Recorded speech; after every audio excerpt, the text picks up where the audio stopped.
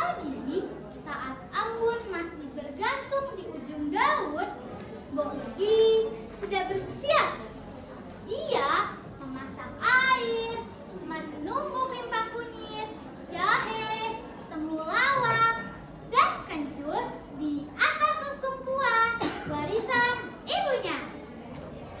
Suara duk duk duk dari alat penumbuk kayu menjadi alarm alami bagi warga desa.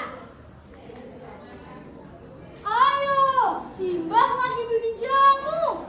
Jamunya hari ini pasti enak, seperti biasa, kata warga dengan semangat.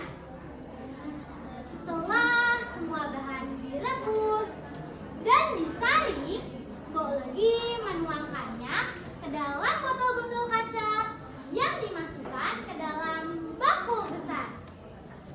Bakul itu ia gendong setiap hari menggunakan kain jarik di punggungnya. Maka dari itu, ia juga dikenal sebagai Mbok Jamu Gendong.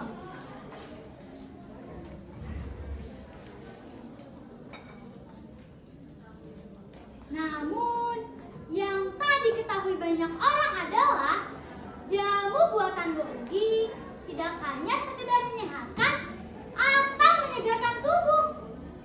Konon katanya, jamu buatan Mbok Legi dapat mengubah nasib seseorang. Suatu hari, datanglah seorang anak perempuan yang bernama Ira. Ia baru berusia 10 tahun dan dikenal sebagai anak yang pemalas. Ia tidak suka sekolah, lebih suka bermain di pinggir sawah atau tidur di rumah. Suatu hari, Ira melihat Mbok Legi yang sedang duduk di bawah pohon randu. "Mbok, kenapa sih tiap hari gendong jamu? Capek nggak?" kata Ira sambil menggigit singkong rebus di tangannya.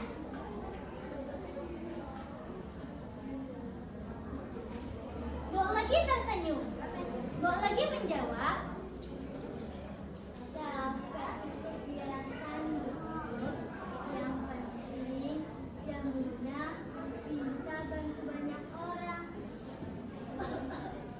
Lihat tangan ini," kata Mbok Legi sambil menunjukkan telapak tangannya yang kasar. "Tangan tua ini sudah membantu banyak orang buat jamu, tidak hanya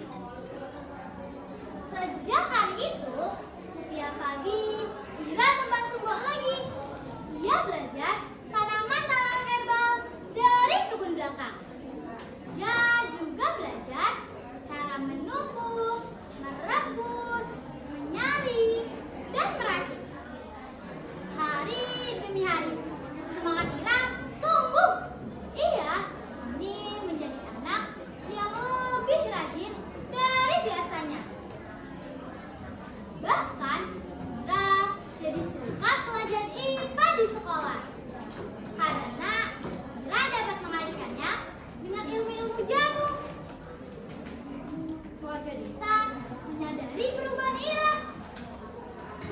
Anak itu semenjak ikut Mbok lagi jadi berubah ya?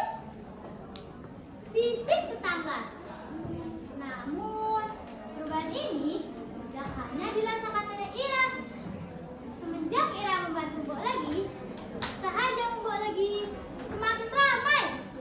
Banyak orang dari desa lain yang ingin mencicipi jamu yang katanya memiliki semangat anak muda. Suatu hari datang seorang pejabat dari kota yang mendengar kabar tentang Mbok Legi dan murid kecilnya. Dia sangat tertarik untuk membawa mereka ke acara pameran budaya di kota. Mbok Legi, Mira, maukah kalian membawa jamu gendong ke acara besar ini? Ini kesempatan besar agar jamu gendong dari Sukoharjo dapat dikenal lebih luas. Ajaknya. Mbok Legi menoleh pada Ira. Gimana, Nduk? Ira mengangguk dengan mata berbinar. Ayo, Mbok, kita tunjukkan kalau jamu bukan hanya untuk orang tua. Jamu itu warisan. Maka berangkatlah mereka ke kota. Di sana, Ira dapat mendemonstrasikan cara membuat jamu tradisional.